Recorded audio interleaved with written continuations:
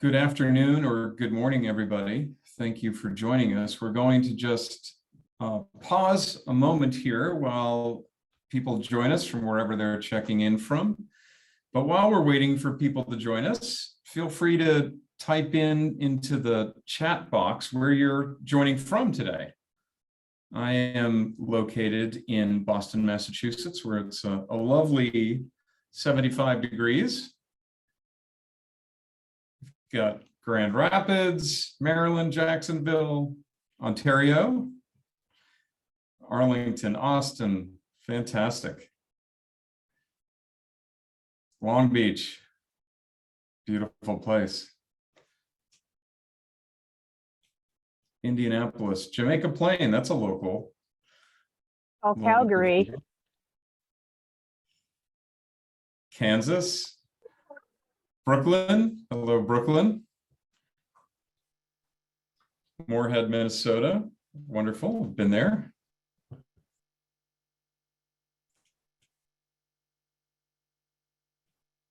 All right. I think we are beginning to level off with our participation. Welcome everybody to our webinar, Students Don't Read Email, Closing the Gap with Mobile Technology, sponsored by Ready Education. We thank all of you for taking a bit of your time today to join us for this conversation, and we look forward to engaging with you. So just a few housekeeping notes before we begin. This meeting is being recorded, and we will send you a copy of the slides as well as the link to the recording. You'll also receive a list of the citations that we mention as we go through this presentation. And I'd like to encourage everybody to leverage the Q&A box. It's open. We will have people answering your questions live via chat, and the presenters will also be answering questions here as we go.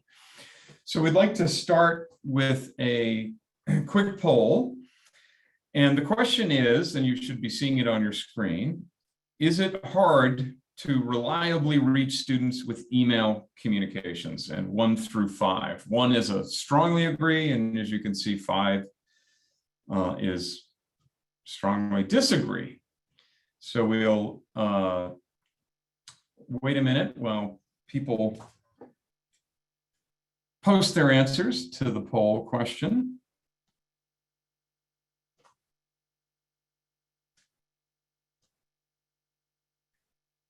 Obviously, I would venture a guess that you wouldn't be here if you thought it was a highly reliable, but I might be wrong. We'll see what we get for our results. And do we have any results to share? Aha. All right, very interesting. As we can see, not surprisingly, it looks like 92% agree either strongly or somewhat that it's hard or hardly reliable to reach students with email communication. So good. Well, thank you for participating in that. And we will begin our conversation today. And I'd like to start by introducing our panelists. First off is Dr. Christine Deakins. Christine is the Vice President of Student Success and the Head of Research at Ready Education. Prior to joining the team at Ready Education, Christine worked at Eastern Michigan University for over 10 years, where she spent most of her time there as the Director of Academic Support Programs. As director, she was responsible for academic support for the institution and was involved in writing and administering several grant programs that really focused on supporting most vulnerable student populations. During her time at EMU, she served on numerous committees, presented research at local and many national conferences, and also taught human development and learning in the College of Education. In 2017, Christine was presented with a Distinguished Achievement Recognition Award for student engagement and success, and we're really delighted to have her with us today.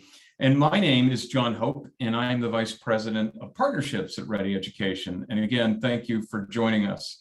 Our next presenter, who we're thrilled to have with us today, is Katie Province. Katie is the Director of Student Engagement at Arkansas State University in Jonesboro. Katie, welcome, and would you tell us just a little bit about yourself and ASU Jonesboro? Sure. Thank you guys for having me today. Like John said, my name is Katie Province, and I'm the Director of Student Engagement at Arkansas State University in Jonesboro. I've worked on campus for about 10 years now in different capacities, advising student leadership groups. And A-State is our flagship campus for the Arkansas State University system. We're our largest campus, but we also have sister schools across the state. And we actually also have a campus in Mexico, which is pretty cool. But our ASU Jonesboro student population is around 13,000. We have about 3,500 students who live on campus with us here. So that's just a little bit about myself and A-State. Fantastic. And thank you again for being with us today, Katie. We're glad you're here. We're excited to hear from you. And now we'll turn it over to Christine to cover our agenda for today. Yeah. So today we're going to cover these items. First, we'll define what we mean when we say the email paradox. Then we'll describe why email no longer works as a primary communication strategy and how it's really exacerbating the problems that our institutions are trying so hard to solve. And then we'll talk about how schools like Arkansas State University Jonesboro close the gap with mobile technology. So we'll go on and move on to the email paradox. So what we mean by the email paradox, this is something that I kind of, I don't know if it's a term that's broadly used, but I used it all the time on our campus. And what we're really talking about is inefficient efficiency. So most of us have seen from experience that many students miss important emails, or at least they don't act on them. But it still remains the main form of communication at most institutions. And a lot of times, the solution that's proposed to missed emails is to send more emails. And, you know, we understand why, because it's important for those messages to get out to students. But I remember as with my time as an administrator, especially working with first generation Pell eligible students, I'd have students in my office every fall and, you know, they'd miss a deadline or have trouble accepting aid. And I'd be like, well, did you receive the email about this? And they open their inbox and there's literally hundreds of emails in there. They have no idea. They just quit looking at them because they're so overwhelming. They don't know how to organize them or which ones to respond to. So, you know, for us, emails are fast, easy. They can reach lots of students at any given time, but it's so overused that it becomes less effective and it's overwhelming for students. It's also never been the most really effective way to engage students and build relationships. So emails, while they're efficient in terms of building and sending them to large numbers of people, they're inefficient when it comes to really trying to inspire action and students to do something. John? Very good. So we'll just continue on the theme of why email no longer works. And we've already established that 92% of us at least have a suspicion that's true. And we probably feel that way personally ourselves. I think most of us are very overwhelmed. And one of the first things that when you think about a student's perspective is students receive emails from many different departments in different formats, with different tones, different styles, and it's often unclear to students which emails are the most important and which are the most relevant. And as their inbox gets crowded, it becomes more and more overwhelming until it just becomes really easier to almost completely ignore it. And from a student perspective, it gets really tiresome having to figure out which email is more intriguing or which email is worthy of attention, whether it's the one from the yoga studio or whether it's the one from your academic advisor. And I don't want to venture a guess as to which one gets more attention. In fact, it's interesting, the Education Advisory Board, or EAB, which many of you are familiar with, reported that there was one university that they were working with that realized they had 12 different divisions across campus sending more than 400 emails during the academic year. And that didn't count what they were sending from clubs or organizations and other on-campus entities. And I think what we all find is this is a fairly common practice at many schools, and we can understand why this is a problem. The other thing is that emails are easy to ignore. The inbox or the email inbox is just not where students go to get things that they get done on their smartphones, their tablets, or their laptops. So it really has become an additional chore that they're just not motivated to address on a daily basis. And it's common practice, similar to social media, where students will scroll much like they would a social feed, Instagram or Twitter, and just procrastinate on opening them, and reacting to them is a whole nother story. And as you would imagine, emails are just not very engaging. It's worth remembering that traditionally college-age students spend 8 to 10 hours per day on their phones. And that was from a study in 2014. So that has probably gotten a lot worse. And in fact, Common Sense Media reported that during the pandemic, it saw even higher rates of screen time, which confirms that pretty much, or confirms everybody's suspicion, especially with what we've had in the last 2 years. And Gen Z is used to very engaging videos. Think TikTok, right? Consuming bite-sized information. So longer text-oriented messages that you get with emails are just very, very tedious. And on the next slide here, these first three statistics that you see are actually from a Bowling Green study that they did in 2016. So obviously pre-pandemic, 72% of students treat email from student groups like spam, which I think is kind of horrifying because those are their peers. 50% of students don't always read emails from their institution or academic department. 40% of students don't read emails from their advisors. That's among the most stunning statistics here, I think. And then that last stat is just kind of an industry average of the open rates for higher education, very broadly speaking. 25% is just the open rate. So you can imagine expanding from that into what the response rate actually is on that. It's not very, can't be very high. So what many institutions do, and very wisely, is to embrace social media, because we know that students of all ages, traditional and non-traditional age students, are going to social media. Everybody engages with it. And there are a few things about social media that don't make it a magic bullet. First off, we don't know what the algorithms are on these platforms and whether they're going to hide information or present information. We have no idea, no control over who sees what and when.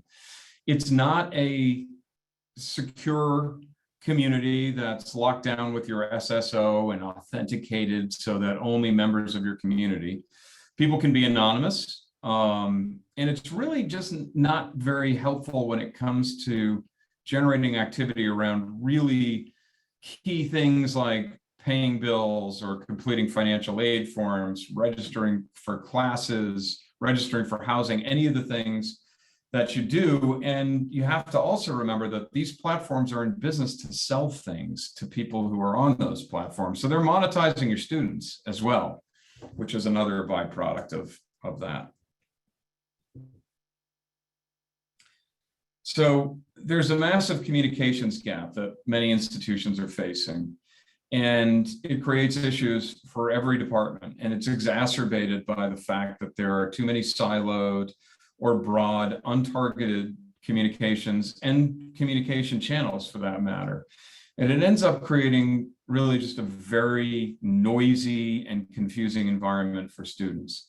So more often than not, the messages that are being sent by email are just not being received. And if they are being received, they're certainly not being acted on the way that we would hope. And also, as students come into college, they're moving from a structured to a more of an unstructured environment. And those students are going to struggle to organize their lives. And as we just talked about, students who can't submit their FAFSA or apply for their Pell Grants or housing forms. I mean, those types of activities that they're going to miss out on will directly impact their ability to persist or stay in school. And it also is more likely to create an environment where students are not going to know where to go to get the information they need, which of course falls on the backs of faculty, falls on the backs of staff across campus. It becomes enormously expensive to answer these questions on a one-to-one basis, which is what students end up doing, is trying to find the answers. And worse, we also know that when students cannot find the answers that they need to these important questions and they get bounced around, they get really frustrated. And there's been a ton of research over the last 25 years that shows when students are bounced around and they can't find answers to the questions that they have, they begin to feel as though the institution doesn't care about them. And we all know that's never the case, but they become far more likely to leave the institution when they have that feeling that they do not have a close relationship with the institution. So I'll turn it over to you now, Christine. So, you know, being on the front lines, like all of you were as an administrator, I really felt like we were failing our students. I often saw, especially with first year students, that they were continually missing deadlines.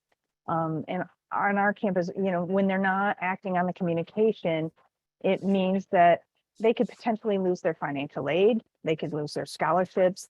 They register for classes late and they incur additional fees because their payments are late. And usually it's these students who can least afford the late fees. It becomes very frustrating and intimidating for students. Staff gets really frustrated. And we really felt like, wow, it's really a matter of wasted time and resources. And we also know that a single communication for some of our more vulnerable students, if they're missing an important communication, it can really result in a downward spiral that leads to serious academic consequences and implications. So making sure that they're reading your messages, getting your messages, especially as they relate to critical deadlines, is so important. One of the things that I also found was that a lot of our students, especially during the pandemic, but even before then, they felt isolated and alone and disconnected from campus life. And email doesn't necessarily have that personal touch, and they don't do anything to really normalize help-seeking behavior. So students receiving the emails, they don't see how other students respond to email messages. They are unable to connect with other students easily. And when they often miss communications about relevant events and organization, it could really mean that they're never effectively nudged into getting involved. And we know that that's something that's so important because that builds belongingness, which all the research shows is important for well-being and ultimately persistence. A study done by Brigham Young University in the fall of 2020 actually showed that 2/3 of college students are struggling with loneliness and feeling isolated. And of course, that at that time it was a no-brainer. But I think that if they did that study in non-COVID times, they'd have similar response rates, similar outcomes. We also know that students are uninformed of valuable opportunities and resources.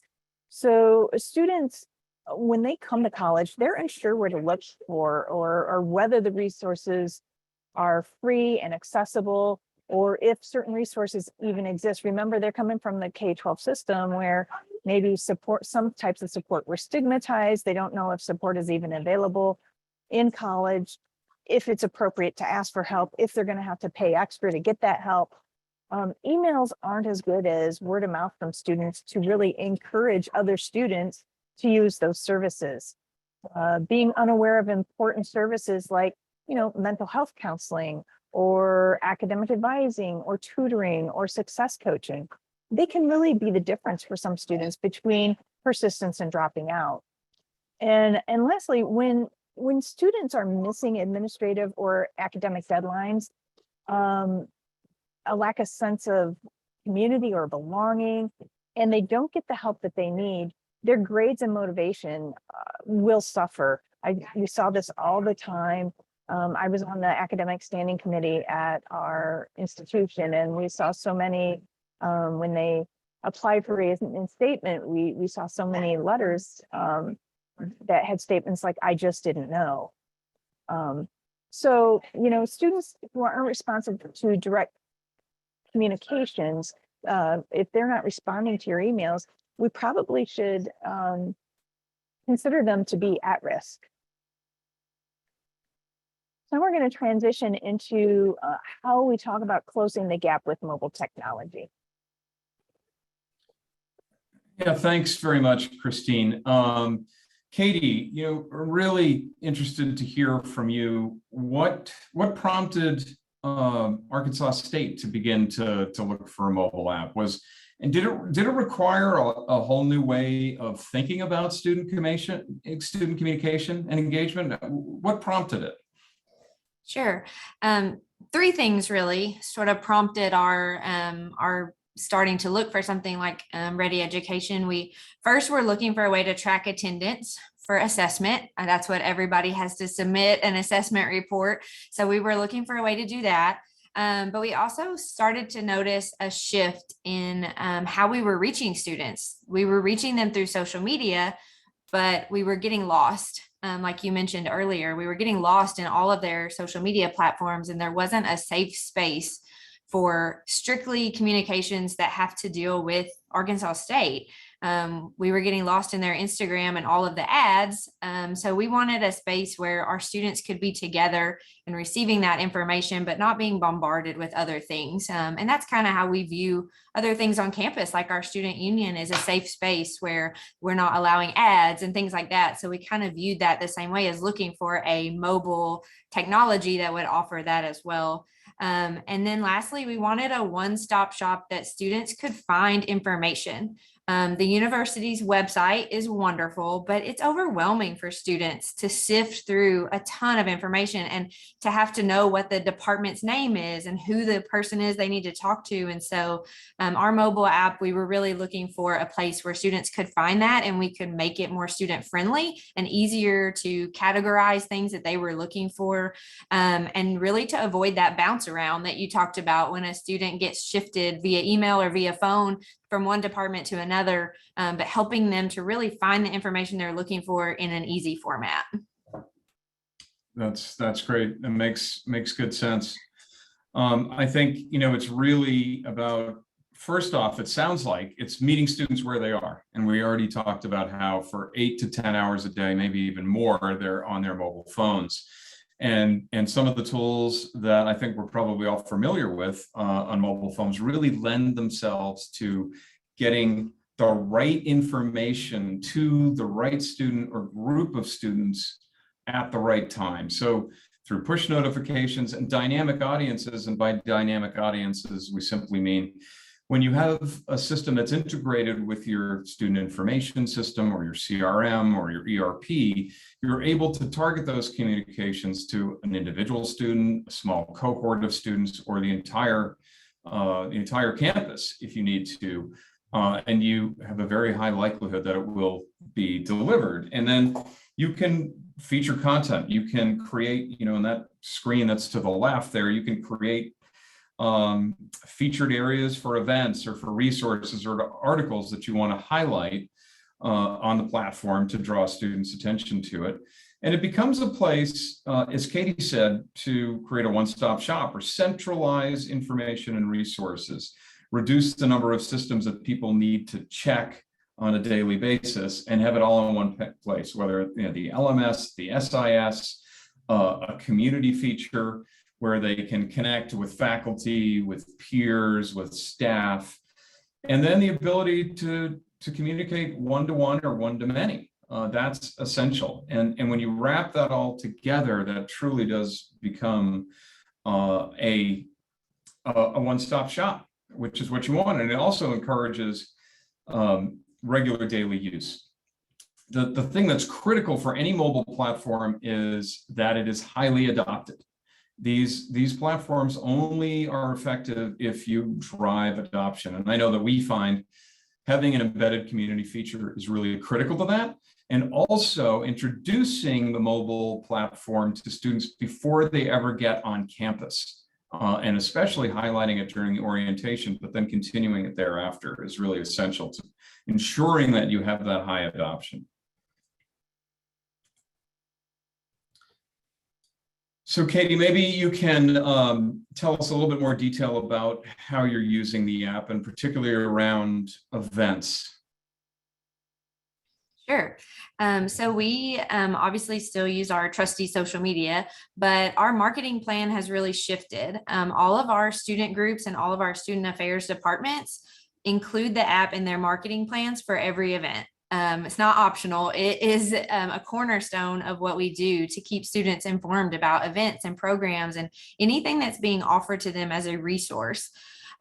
We hear so many students say, I came because I saw it in the A-State app. And so that just confirms to us that it's working. We use, like the previous slide said, we use that featured content different times of the year to make sure students are seeing registration dates, that they're seeing when they can vote in student government elections, different things like that. But we also do use the push notifications. We started with just football games, just using it for just that and seeing how students reacted to it. And we think that they appreciate the reminder that there's a home football game, something to go and do. I know I'm in the South, so football is very big here. Maybe not so much everywhere else, but it's a very big deal on our campus. And so we started there, and we're actually working this summer to build out our dynamic audiences with our IT team. So we're hoping to start using those push notifications even more to get students specific information that they need for their classification or their major, whatever it may be. But we're moving into those dynamic audiences as well. We also use the community wall to promote every single event. Anything that we are hosting on campus, we want it to be published there so that the students have a place to go and see and ask questions about it, or express interest in joining an organization or participating in an event. And so we encourage all of our student organizations across the board to utilize that community wall. We really push that at the beginning of the year when our organizations are re-registering for the new academic year. We really push that as an opportunity for them to get the word out about what they're doing. Big organizations, small organizations, doesn't matter. They're able to reach the students who are interested in what they're doing.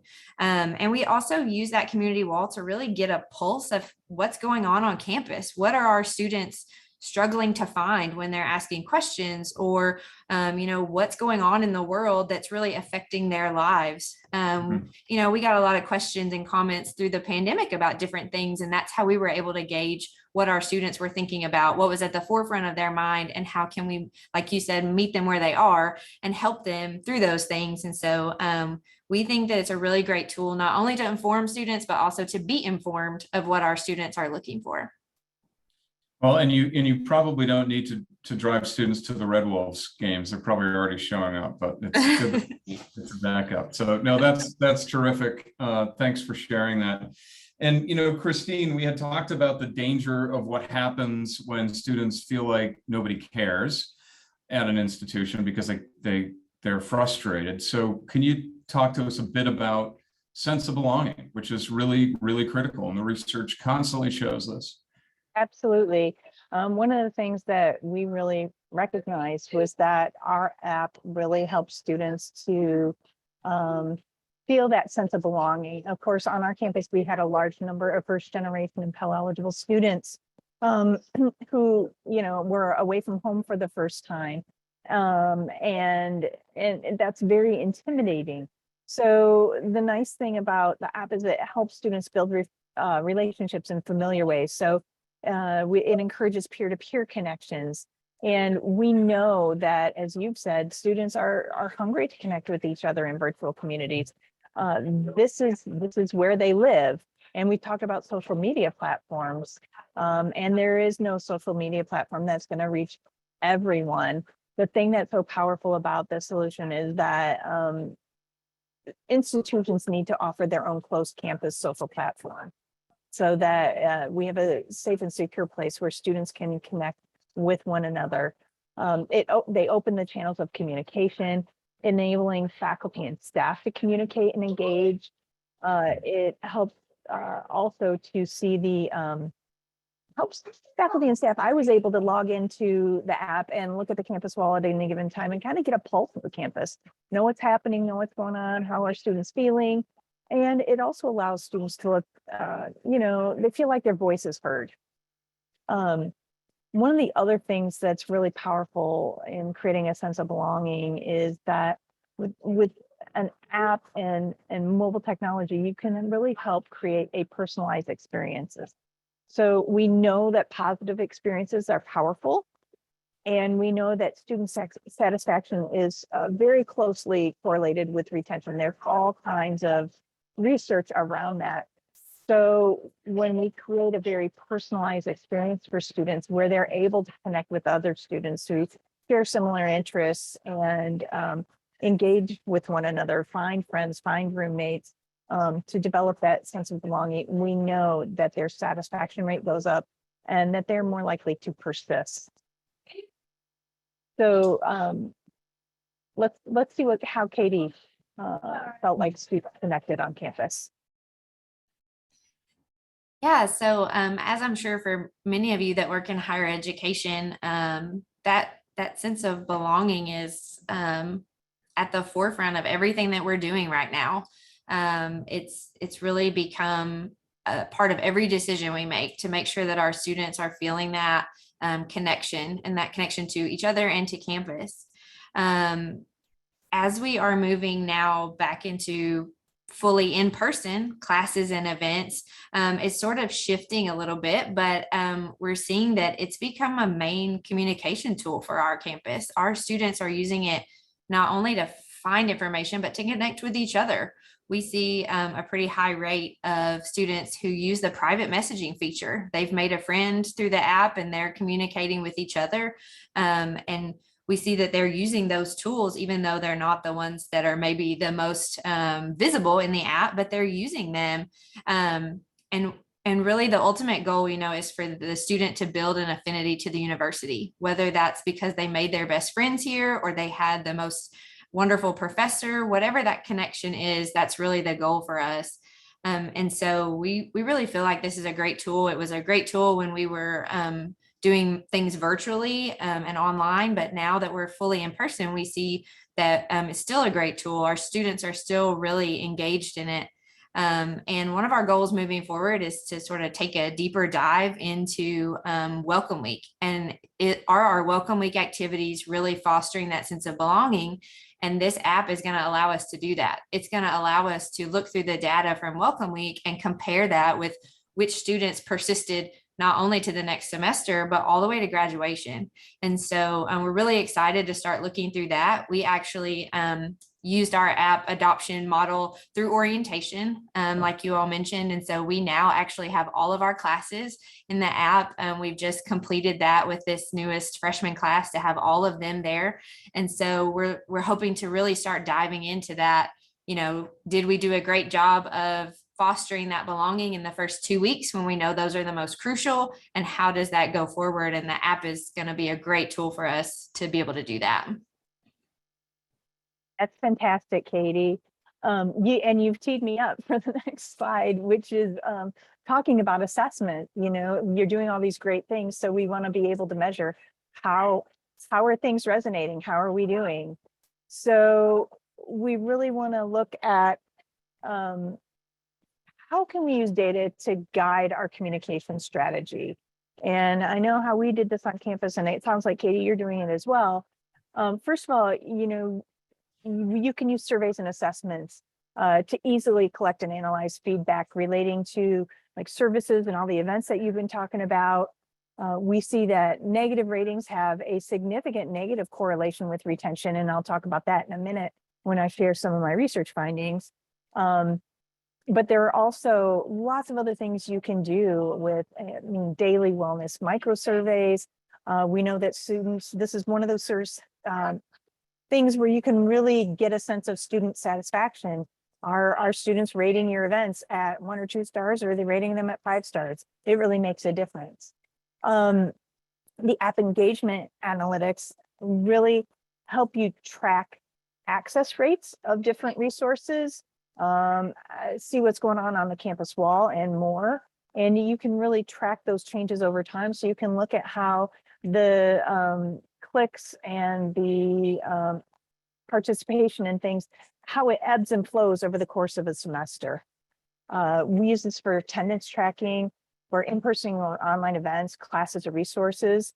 And according to our research, students who are not attending events are at a higher risk of dropping out. Who knows? That's no shocker. Keyword alerts are also really important, and really what we found is that when you set up keyword alerts on the campus wall, you can set up triggers so that when students use words like stressed or depressed or anxious or even academic advising or bill, that we can more easily get students to the right people and the right supports they need at the right time. It also allows you to do direct one-to-one or one-to-many outreach. So you get to really follow up on these behavioral signals through personalized communications. Those keywords can trigger personalized messages to those students. And we have intervention workflows where you can actually then share relevant resources.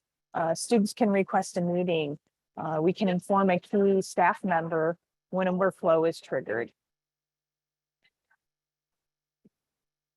So I included this slide because I just really wanted to have the opportunity to, I called it connecting the dots, but these are data points that I had when I was still at Eastern.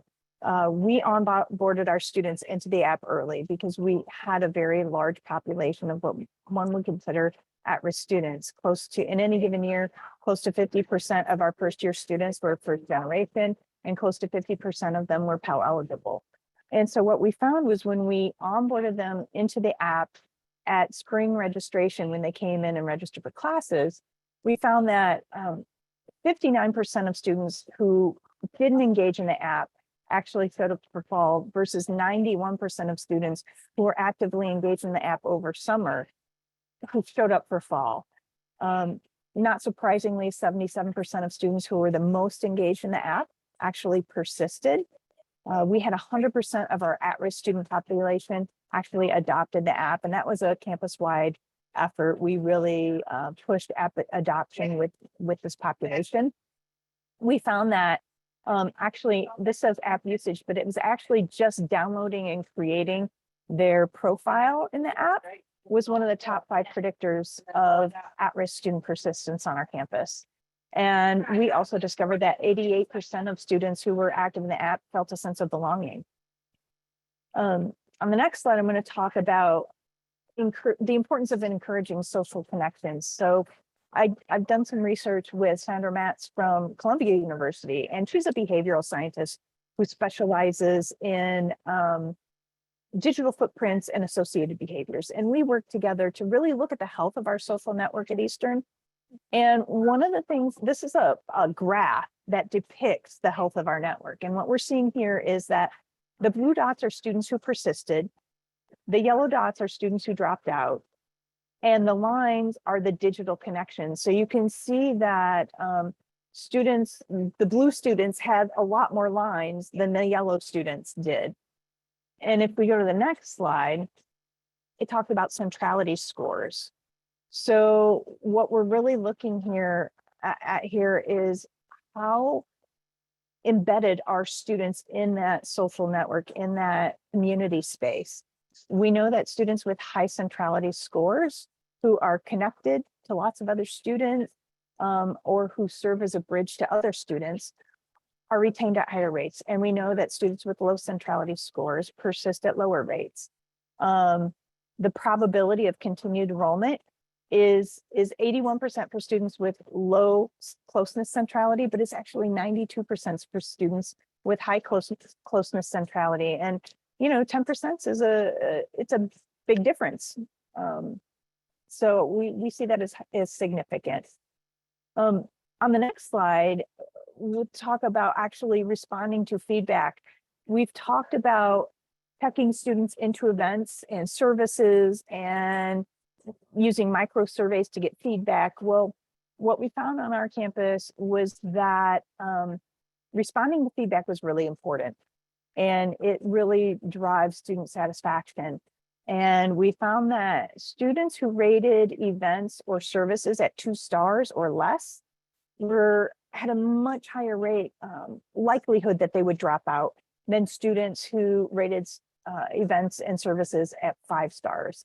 The other nice thing about this was that when we saw how students rated things and we took their responses, we were able to make shifts in the way that we delivered services and presented events to encourage better attendance and to improve the overall student experience.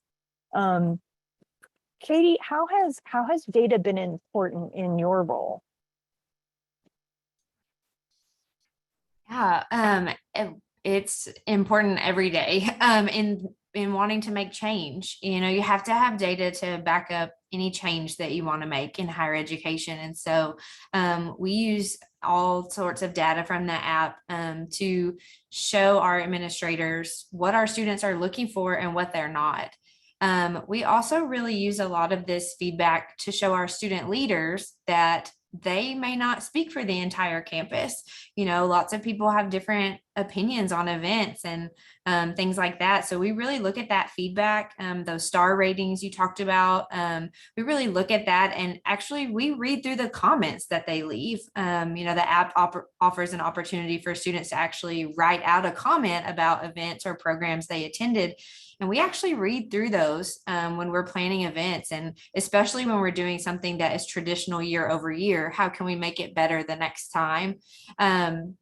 So we think that that's a great feature, that it's not only numbers, but actual feedback that those students are providing us. And it's right there for us. They're willing to tell you what they think if you'll just take it into consideration. And so we really use that data. And I had never really thought of it from a perspective of what you just said about students who rate events lower being more at risk in some ways. And so I think that's something that we might even look through this summer and see if we can start to meet those students in a new way as well. But the data is so important on a college campus of being able to drive change. And our division is really a catalyst for change. We don't like to see things just happen just because that's the way we've always done it.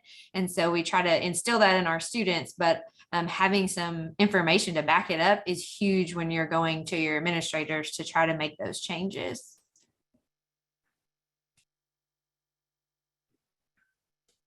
Okay, we'll segue to a quick poll just to get some information from our audience here in terms of if you'd like to learn about any of the specific topics that you see on your screen here, we would be happy to get you information. Streamlining communication, improving student engagement, access to equity, excuse me, which is a problem across many institutions, supporting students' mental health and well-being, impacting student retention, and engaging prospective students. We'd be happy to get you that information. And then finally, if you'd like to learn more about Ready Education, please signify that as well. Also, now we'll be stepping into our question and answer segment here. And all right, what do we have for questions that we are We have some basic ones here, John. The first one is, can students opt out of the platform? And my response, you might answer differently, but my response is that students opt out by just not downloading it or by deleting it from their device. We don't know of, I'm unaware of any schools that make it mandatory to have the app. John, are you aware of any? That make it absolutely mandatory? I think it's mandatory during orientation times, and there are specific tasks that students must complete on an app, and I think that's about as mandatory as it can get. But yes, that's what we've heard. Something else that we see here is, how do students react to downloading using an app that they would perceive to be tracking them or compromising their personal data? Katie, is this an issue you've had on your campus? It has not been an issue. We've been asked about it a few times, but not a major issue. But we always tell our students with the single sign-on, it's very safe because that information is being tracked by our university as well, because they want to keep all of that information as safe as possible too. So the university is taking extra steps to make sure that our IT department knows exactly what information is being shared and what isn't. And having the students log in with those credentials, I think, makes it a safer environment. And we actually have a second layer of security. Our students have to have a second app where they hit a push notification to be able to log in. And so we haven't had any major issues, but our IT department is sort of a second layer behind Ready Education, protecting that information. Another question that came up several times in our Q&A is, how do you monitor online harassment and bullying or hate speech? Which is a really good question.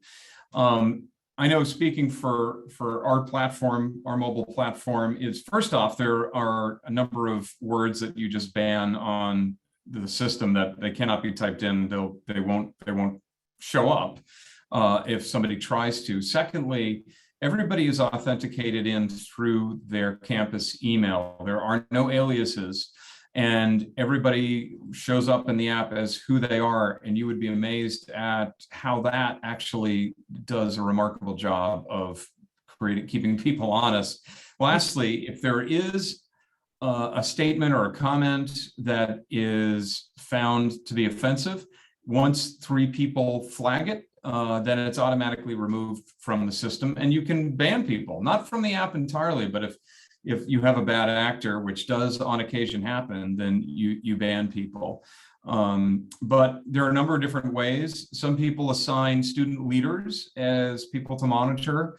More often than not, that addresses the issue. Very rarely do we have partners who actually assign people to monitor the speech. We actually had keyword alerts set up to go to our student conduct board, and they dealt with that directly.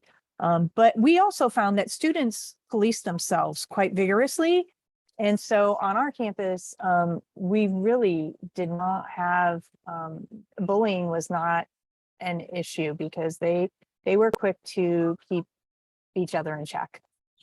Christine and Katie, another question that I've seen a number of times pop up in the chat here is, in terms of staffing to maintain and to manage an app. I know one of the things that we talk to partners about all the time is, how do you staff it and how do you manage the app? And somebody said to me, it was a CIO, it says, who manages our email? It's every department manages their own email and sends their own email as they see fit. So I don't know if either of you would consider that to be an adequate answer, but what do you think in terms of staffing, especially at schools that have 10,000, 20,000 students?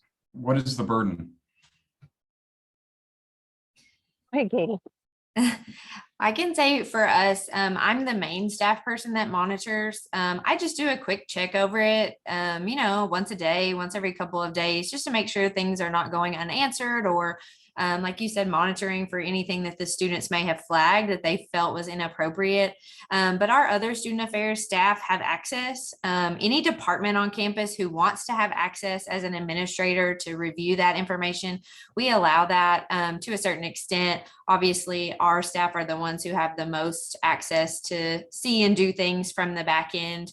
But actually for our campus, we have lots of administrators who monitor the app because they're curious to know what students are talking about, really up to our chancellor. They really want to see what students are saying. And I know not every campus may be as blessed as we are to have administrators who care on that deep of a level, but we really do have people that are watching all the time and just looking for things, anything that might be a red flag. And then the day-to-day, though, mostly is not anything extraordinary. They're talking about so-and-so left their clothes in dryer number 6. And so there's some of those things that you can just kind of look past. And then the important things get caught between just a few of us that are monitoring the app pretty regularly. So one of the things that we have seen at other schools, and Katie and Christina, I'd love to hear your thoughts on this, is different departments, as you said, Katie, have people appointed to have access it, like they have access to other tools on campus where they can employ micro surveys to get feedback about various things. And if they have that administrator capability, then they're able to use the app as a tool, as one more tool in their toolbox, hopefully besides email, in order to get messages out, collect feedback. Is that something that you see? Yeah, we started on our campus with, I was the primary person, and I had one of my success coaches manage the app, and success coaching was his full-time job. So managing the app was secondary, did not take a lot of time. But as we grew and as adoption as it really took off, we created an advisory board with administrators across campus, and then got administrators from other areas into the app, and they had student employees who also got in and started creating content and posting. And some of our, from a client standpoint, some of our most successful customers, we have a smaller school that has they actually hired a product manager to manage their app, and he has a staff of students, and they serve as a student board for the app, and they guide app practice, they guide content, they do everything in the app. So, I think it varies by institution, but even institutions that if they're strapped for resources, they've come up with unique ways that they can actually manage the app. And from us, it wasn't a big lift on our end. Great. Another question is, how long does it take to get our app up and running? And it's usually between 10 to 12 weeks. And the biggest lift, frankly, is really working with the institution's team in order to build out the various tiles. We call them tiles. So it's putting your resources, centralizing the content, designing that. There's somebody that is assigned to the campus who is a Ready Education employee. They're your full-time partner in getting the app up and running. The other big piece is the integrations. Primarily, those integrations are with the student information system and the learning management system. And we integrate with nearly all of those systems. And we do the work on our side, on the Ready Education side. And what we require from your IT team is that they test those integrations once they built. So the other piece of this is that it is not a heavily customized IT integration. So many of you who think about your IT teams and say, they've got a huge queue that goes out into 2024. This is not a big IT lift in general for them, but generally it's between 10 to 12 weeks and sometimes faster. Yeah, John, I see a comment in the chat about a small institution. I just want to kind of chime in that all of our sister schools are 2-year campuses across the state, and they all have their own Ready Education apps. They're all very small campuses, but the team at Ready Education really did the heavy lifting, and they still do for us. I reached out, Chelsea is our campus success consultant. I reached out to her this spring and said, we're getting ready for orientation. She said, great, I'll have my content team build out exactly what you want. And they did the heavy part of that. And so just want to encourage you that it may still be an option for you that would work even at a small institution, because our 2-year schools are seeing great success with that. And then it helps our students really be able to transition seamlessly to their 4-year institution because they've already seen the app at work. Excellent. Excellent. I see another question here from KDP asking what might be some ways that a counseling center and wellness programs could utilize the app. Any thoughts there, Christine or Katie? Well, we have forms and workflows functionality set up so that you could set up keyword alert triggers in the community space that would trigger workflows that would direct students to either resources or maybe you could set them up so that a staff member would be notified that there was a student that had just posted something with this keyword. You can also set them up so that they're routed to things like a suicide prevention hotline. It depends by school. It's very customizable by school. They set them up depending on what their resources and what their capacities are on their campus. Really dictate how they set up those workflows, but it's very customizable. I don't know if I'm answering No, that. that's right. And of course, we have a mental health module, which particularly addresses mental health. And Ready Education did not develop that content on their own. That was developed with professionals from Duke University, from their medical school. And so there is content that can be served up in the form of an intervention, which is a very light touch. It uses essentially nudging to check in with students, and that can be really customized to the institution's liking and their preferences. But that can be a very healthy, very helpful and healthy tool. Katie, was there something you were going to add to that? Our counseling center honestly uses it to just advertise that they're there and to sort of destigmatize that. We still live in an area of the world that mental health is becoming a topic, but is still a little bit of that stigma. And so just putting it out there that it's available. And again, like we mentioned earlier, there are some things that students just don't know. They don't know that they've already paid for that service on our campus. It's included in your tuition. If you want to see a counselor, that's what they're here for. And some of our students just don't know. So even without the module, if that's not an option for some campuses, just getting the word out about your mental health services is huge for us.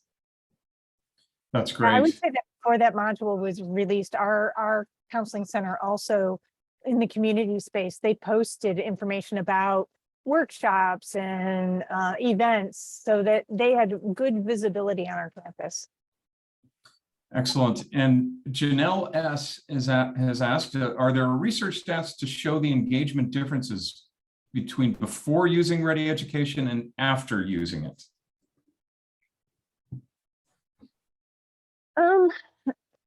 Engagement differences. Well, the research that we have involves engagement with the app. We could look at, I know that schools look at their retention rates, what they were before adopting the app and how they shift afterwards. Katie, have you guys done any kind of analysis like that? Similar to what you have mentioned, just retention before and after.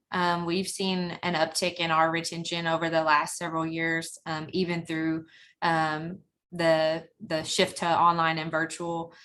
We were really surprised to see that retention, honestly, after we shifted to all online. But we've seen since we adopted Ready Education in 2018, and our retention definitely has gone up since then. We have not dug down into all of the factors that could factor into that, but I would definitely say the app has had some effect there for sure. Yes, I mean, and there's always that in that fine line between causation and correlation, right? Because there's so many variables. But I do know that many of our partners have certainly been able to track engagement of various student cohorts, particularly first generation students and other cohorts that you can identify because you know who they are through the SIS, and you can see what their level of engagement, not only on the app is, but also at events. So it certainly is something that is trackable. Again, it depends on the university. It's dependent on the university to track that. Ready Education does provide quarterly reviews to present those statistics to you in terms of usage. So from that perspective, you can certainly track engagement on the app at events, things like classes, and those sorts of things. I do see another question here from Elizabeth F. asking, can you do individual department apps in the case the university itself is not bought in? And the answer is absolutely yes. We do find that there are, particularly at large universities, sometimes we have pilots from one college or a particular program within a college. And it is a great way to test the water because having a campus-wide app, believe it or not, is still a very new concept, and embracing that is a fundamental change in the way that you communicate and engage with students. It's a fundamental rethinking. So yes, that is a great way to do it. And thank you for asking the question, Elizabeth. Great question. Let's see. Should we, Oh, we're right at the, I guess we are right at the top of the hour here, aren't we? There are numerous questions. We will do our best to get answers out to everybody.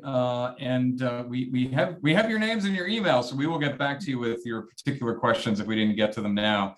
I really would like to thank you, Katie, for joining us all the way from Arkansas today. Really insightful, thoughtful comments, and we greatly appreciate you.